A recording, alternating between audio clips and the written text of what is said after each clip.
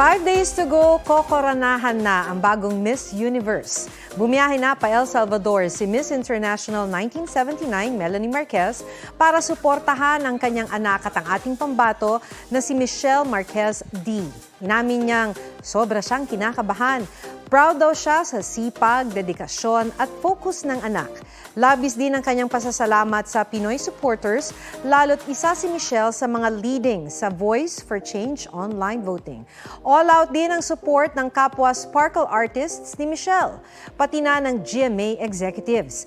Thankful si Michelle sa suporta pati na ng fans na nagtungo sa El Salvador.